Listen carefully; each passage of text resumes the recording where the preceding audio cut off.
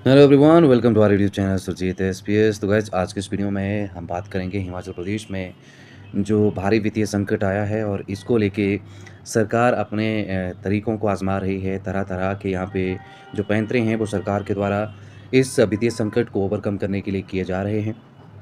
तो क्या-क्या ऐसे उपाय हैं जिसको कि सरकार जो है वो यहाँ पे अपना रही है और इन उपायों का जो है वो आम नागरिक पे कितना प्रभाव पड़ेगा, इसके अलावा जो एम्प्लॉइज़ हैं और जो पेंशनर हैं उन पे कितना प्रभाव पड़ेगा। और सबसे इम्पोर्टेंट पॉइंट ऑफ व्यू ये, सबसे इम्पोर्टेंट परसेप्शन ये कि जो एस्पिरेंट्स हैं, जो कि होपफुल हैं कि सरकार उनके लिए कुछ ना कुछ जो है वो रोज़गार के साधन लेके आएगी, वो इसको किस तरह से देखते हैं। स्पेशली आपके जितने भी चाहे एनटीटी के एस्पिरेंट्स हों, जेबीटी के एस्पिरेंट्स हों, टीजीटी, पटवारी या फिर कांस्टेबल की जो भर्ती होनी है, उसके जो भी जितने भी एस्पिरेंट्स हैं, वो इसको किस तरह से देख रहे हैं और जो ये वित्तीय संकट है, इसको ओवरकम होने में कितना जो समय है, वो लगेगा। हम आपको ये अच्छे से एक्सप्लेन करेंगे with the help of appropriate examples. तो चलिए वीडियो स्टार्ट करते हैं। वीडियो स्टार्ट करने से पहले यदि आप में से कोई हमारे यूट्यूब चैनल पर फर्स्ट टाइम विजिटर हो, तो ज़रूर चैनल को सब्सक्राइब कर लीजिएगा। तो चलिए स्टार्ट करते हैं। सबसे पहले हम ये देख लेते हैं कि जो कांग्रेस पार्टी जब वो सत्ता में आए थे तो उनके कुछ एक प्रॉमिसेस थे और ये उनके बारे आप यहाँ से देख सकते हैं मेजरली 300 यूनिट फ्री बिजली, ओल्ड पेंशन स्कीम, महिलाओं को 1500 रुपये हर महीने। ठीक है, तो ये इनके प्रॉमिसेस थे। इसमें अभी 300 यूनिट वाला जो है ये इन्होंने किया नहीं है। पूरा इसको ओल्ड पेंशन जो स्कीम है उसको इम्प्लीमेंट कर दिया है। महिलाओं को जो 1500 रुपये मिलने हैं वो भी इम्प्लीमेंट कर दिया है। हालांकि इसमें जो एक तरह से बेनिफिट्स लेने वाली जो महिलाएं हैं उनकी संख्या भी काफ़ी कम है। 54,000 के करीब ये संख्या जो है वो बताई जा रही है। इसके अलावा बात करें तो सरकार के जो सॉल्यूशंस हैं उसमें यदि हम देखें तो यहाँ से एक बड़ा सॉल्यूशन इन्होंने ये किया है कि 2 महीने सीएम, मंत्री, संसदीय सचिव, निगम चेयरमैन वेतन भत्ता नहीं लेंगे। इसके अलावा इन्होंने जितने भी एमएलए हैं उनको भी कहा है कि आप भी जो हैं वो तो 1-2 महीने तक जो है वो सैलरी ना लीजिए। ठीक है? तो इस तरह के इन्होंने जो है वो सॉल्यूशन किए हुए हैं। ठीक है? और यहाँ से ये देखना भी काफ़ी इम्पोर्टेंट है कि सरकार इसको किस तरह से जो है वो कितने टाइम में ओवरकम करती है। ठीक है? तो इसका जो सबसे बड़ा असर है वो ऑब्वियस है कि फिर भर्तियों पे जो है देखने को मिलेगा। ठीक है? अब ये जो भर्तियाँ हैं, चाहे आप एनटीटी की बात कर लीजिए, ठीक है? या फिर आप बात कर लीजिए यहाँ से जेबीटी की, टीजीटी की, या फिर पटवारी की बात करें तो भर्तियों का होना इस तरह से तो काफ़ी मुश्किल लग रहा है क्योंकि वित्तीय स्थिति काफ़ी दयनीय इस वक्त हिमाचल प्रदेश में है और इसका सीधा-सीधा जो प्रभाव है वो इन सभी भर्तियों पे पड़ेगा क्योंकि एनटीटी की भर्ती जो है वो काफ़ी टाइम से नहीं हुई है और महिलाएँ काफ़ी ज़्यादा यहाँ से जो हैं वो अ, आप ये कह सकते हैं कि उत्सुक हैं कि ये भर्ती जो है होगी और अभी जो ये मानसून सेशन चल रहा है, उसके बाद ये भर्तियाँ जो है वो हो सकती हैं। बिल्कुल ये भर्तियों में जो एक तरह से प्रॉपर ड्राफ्टिंग होनी है ऐज को लेके या फिर आपके जो एलिजिबिलिटी क्राइटेरिया है इसको लेके, तो ये हो सकता है। लेकिन अभी भर्ती एक्सपेक्ट करना इस साल मुश्किल है। आपके लिए रूल्स, नियम जो हैं वो फ्रेम किए जा सकते हैं, हालाँकि आपकी भर्ती जो है वो आउटसोर्स पे होनी है। वहीं बात करें जेबीटी, टीजीटी को की भर्तियों की जो कमीशन के माध्यम से होनी वो तो मुश्किल है। तकरीबन 6-7 महीने काफ़ी मुश्किल है क्योंकि अभी एजेंसी हायर नहीं हुई है। पटवारी भर्तियों का भी काफ़ी मुश्किल है। तो ओवरऑल भर्तियों को लेके आप ये कह सकते हैं कि इस साल बहुत ही मुश्किल है कि भर्तियों का कोई नोटिफ़िकेशन जो है वो यहाँ से निकले। लेकिन फिर भी आप जो है वो होपफुल रहिए। हो सकता है कि साल के एंड तक कोई इनमें से जो है वो भर्ती निकल आए, उसका जो है एक तरह से एग्ज़ाम के माध्यम से जो भर्ती होनी है, वो एक आध एडवर्टाइज़ हो जाए, तो वो बड़ी बात यहाँ से हो सकती है। ठीक है? अब एक डेटा से ये हिमाचल प्रदेश में जो एक वित्तीय संकट आया है, इसको समझने की कोशिश करते हैं। देखिए, ये जो डेटा है, वो हम यहाँ से आज तक का जो न्यूज़ चैनल है उसके हवाले से हमने ये लिया है और यहाँ पे आप देख सकते हैं कि हिमाचल प्रदेश में क्यों खजाना खाली हो रहा है, इसका रीज़न आप यहाँ से देख पा रहे होंगे। पहला इन्होंने बताया है कि जो 1500 रुपये महिलाओं को देना है, उसके लिए लगभग 800 करोड़ रुपए जो है वो सालाना खर्च होगा। ठीक है? 800 करोड़ से लगाकर आप जो है 1000 करोड़ इसमें आप रख लीजिए। वहीं यदि हम बात करें ओल्ड पेंशन स्कीम के बारे में तो इसमें भी 1000 करोड़ जो है वो सालाना अतिरिक्त बोझ जो है वो सरकार पे पड़ेगा। ठीक है? वहीं यदि हम बात करें बिजली सब्सिडी की तो 18,000 करोड़ सालाना इसमें जो है वो खर्चा होगा।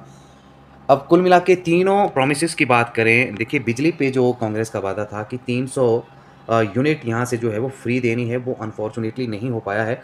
और जो 125 यूनिट यहाँ से सरकार सब्सिडी दे रही थी, उसमें जो है थोड़ा-सा इन्होंने आप कह सकते हैं कि अमेंडमेंट किया है। जो लोग साधन संपन्न लोग हैं, अब उनको जो है वो सब्सिडी नहीं मिलेगी, ठीक है? और मीटर पे भी ई-केवाईसी करवाना काफ़ी अब यहाँ से ज़रूरी कर दिया है सरकार ने, ठीक है? तो ये अभी जो है वो नहीं हो पाया है, ठीक है?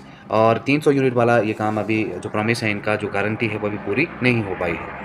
यदि तीनों प्रॉमिसेस की यहाँ से हम बात करें तो जो कुल मिला के जो खर्चा यहाँ से निकल के सामने आता है, ठीक है? वो खर्चा आप यहाँ से देख पा रहे हैं 19,800 करोड़ रुपए जो है वो सालाना खर्चा यहाँ से जो है वो सरकार को उठाना पड़ेगा, ठीक है? और इसी तरह से यदि चलता रहा तो हम आपको जो है एक और डेटा बताते हैं। यही हिसाब रहता है तो अरुणाचल प्रदेश के बाद देश में सबसे ज़्यादा जो है वो एक तरह से आप कह सकते हैं कि कर्ज वाला जो है हमारा वो प्रदेश हिमाचल प्रदेश बन जाएगा, ठीक है? और प्रति व्यक्ति कर्ज जो है वो 1,17,000 हज़ार रुपये जो है वो यहाँ से हर एक व्यक्ति पे जो है वो हिमाचल प्रदेश में कर्ज होगा, ठीक है? हिमाचल प्रदेश की यदि पॉपुलेशन की बात करें तो 70 से आप 72 लाख के बीच जो है वो यहाँ से मान सकते हैं। देखिए 72 लाख की आबादी में यदि हर एक व्यक्ति पे जो है वो 1,17,000 रुपये कर्जा होगा तो फिर ये सच में बहुत बड़ा सोचनीय विषय है, ठीक है? और अरुणाचल प्रदेश के बाद जो है देश में सबसे जो है वो एक तरह से ज़्यादा कर्जा लेने वाला जो है प्रदेश वो हिमाचल प्रदेश जो है वो बन गया है, ठीक है? कुल मिला के हिमाचल प्रदेश अभी जो है 95 लाख यानी कि 90,000 करोड़ रुपए जो है हिमाचल प्रदेश में अभी जो है वो आप कह सकते हैं कि कर्ज़ा है। और इसको एक और स्टैट से हम लोग समझ सकते हैं। देखिए यहाँ पे आप ये देख पा रहे होंगे कि जो प्रदेश है उसका खजाना क्यों खाली हो रहा है, क्योंकि अगर हम सपोज़ करें कि बजट जो है हमारे पास 100 रुपए है, तो 100 रुपए में से 25 रुपए हम जो हैं वो वेतन पे खर्च कर रहे हैं जो कर्मचारी हैं। 17 रुपए हम जो हैं वो यहाँ से पेंशन पे, और 11 रुपए हम ब्याज पे, कर्ज पे हम जो है वो 9 रुपए चुका रहे हैं, और अनुदान ग्रेच्युटी जो होती है उस पे हम 10 रुपए कुल मिला के जो है वो खर्च कर रहे हैं, ठीक है? अब यहाँ से यदि हम ये भी देखें कि जो विकास कार्यों के लिए जो हम खर्चा कर रहे हैं, वो केवल 28 रुपए जो हैं वो हमारे पास बचते हैं, जिसमें कि आप विकास या फिर मुफ्त के वादे करने को बचे हुए हैं, ठीक है? इसमें आप 300 यूनिट बिजली जो है वो फ्री कर दीजिए। इसमें से आपको जो है वो महिलाओं के 1500 रुपए भी देने हैं। इससे आपने जो जॉब आपने क्रिएट की हुई हैं, उनको भी आपने जो है वो देखना है, आपने युवाओं को रोज़गार भी देना है। और यही एकमात्र कारण है जिसके कारण कि हिमाचल प्रदेश में मैक्सिमम डिपार्टमेंट्स की बात करें तो भर्तियाँ जो हैं वो आउटसोर्स के बेसिस पे यहाँ से हो रही हैं। ठीक है? अब इसका रीज़न क्या है वो भी मैं आपको बता देता हूँ, क्योंकि हिमाचल प्रदेश जो है वो पहाड़ी एरिया है और भौगोलिक परिस्थितियों के साथ यहाँ पे जो है वो सरकार को कॉप अप करना पड़ रहा है।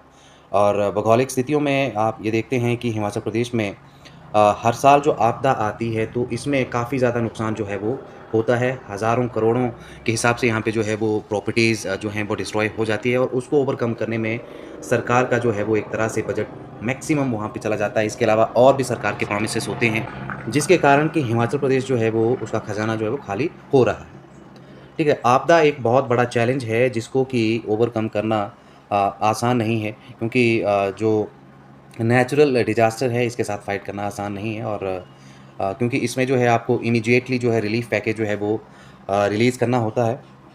तो जिस कारण कि हिमाचल प्रदेश में जो है वो इस वक़्त ये दयनीय वित्तीय स्थिति जो है वो बनी हुई है।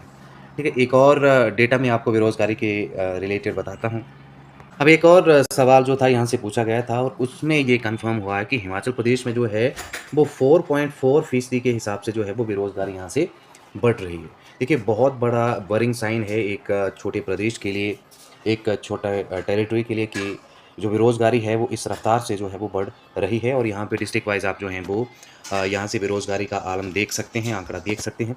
जहाँ पे स्ट्रेंथ ज़्यादा होगी जिस स्टेट में डिस्ट्रिक्ट में सॉरी, वहाँ पे आपको जो है वो बेरोज़गारी भी ज़्यादा देखने को जो है वो मिलेगी। वहीं एक नंबर में बात करें तो राज्य में कुल मिलाकर के 7,08,230 युवा जो हैं वो अभी इस वक़्त जो है वो बेरोज़गार हैं। 7 लाख, ठीक है? बहुत बड़ा नंबर है। अगर 70 लाख किसी स्टेट की पॉपुलेशन है और वहाँ से 7 लाख जो व्यक्ति हैं, ठीक है? वो यहाँ से यदि बेरोज़गार हैं तो। और इसमें यदि हम एक और डेटा देखें तो राज्य में हर साल जो है वो बेरोज़गारी का जो आंकड़ा है वो काफ़ी हैरान करने वाला है। प्रदेश में जुलाई में 2024 तक अनुसूचित जाति के पंजीकृत बेरोज़गारों की संख्या 1,95,386 है। अनुसूचित जनजाति के पंजीकृत बेरोज़गारों की संख्या जो है वो 42,483 है। तो एसटी और एससी में ये बेरोज़गारी काफ़ी ज़्यादा है, ठीक है? तो कुल मिला के यहाँ से आपको जो है वो पूरी जानकारी हमने दी है, ठीक है? आपदा एक बहुत बड़ा चैलेंज है जो हर सरकार के लिए रहता है और हर साल जो है वो आपदा से प्रभावित हमारा प्रदेश रहता है और जिस कारण फिर काफ़ी ज़्यादा दिक्कतें जो है वो सरकार को आती हैं। हर एक मानवी को जो है वो इसका जो है वो प्रभाव से गुज़रना पड़ता है। तो ऐसे में अब जो भर्तियाँ हैं इस साल के लिए तो आप भूल जाइए कि कोई भर्ती का नोटिफ़िकेशन आएगा। करीबन-करीबन 1 साल या 6 महीने आप जो है वो यहाँ से एक्सपेक्ट ना करें और जो एनटीटी है उसमें आपका ड्राफ्टिंग हो जाएगा इसी साल, जो भी इन्फॉर्मेशन होगी वो मैं बता दूँगा, ठीक है? और बाकी चीज़ें इसके अलावा एक और कंपोनेंट जो वो रह गया है वो ये है कि एम्प्लॉइज़ और पेंशनर जो हैं, उनको भी वेट करना पड़ेगा अब अपनी सैलरीज़ के लिए एटलीस्ट 2 टू 3 मंथ्स, ठीक है? जो पेंशनर हैं, उनको 10 तारीख तक एक्सपेक्टेडली, एग्ज़ैक्ट नहीं बोल रहा हूँ, हर एक मंथ की 10 तारीख तक और जो एम्प्लॉइज़ हैं, जो इन सर्विसेज़ हैं, उनको एटलीस्ट 5 तारीख तक जो है वो अपनी सैलरी का वेट करना पड़ सकता है, ठीक है? और इस तरह के इस वक़्त प्रदेश के जो हाल हैं वो अ, हो चुके हैं। तो आज के इस वीडियो में इतना ही और वीडियो में हमने आपको हर एक एस्पेक्ट जो है वो यहाँ से एक्सप्लेन करने की कोशिश की है। उम्मीद करता हूँ कि वीडियो इन्फॉर्मेटिव लगी होगी और चैनल पर नए हो तो ज़रूर चैनल को सब्सक्राइब कर लीजिएगा। वीडियो द एंड तक ज़रूर देखें, लाइक शेयर करते रहें। Thank you very much, thanks for watching.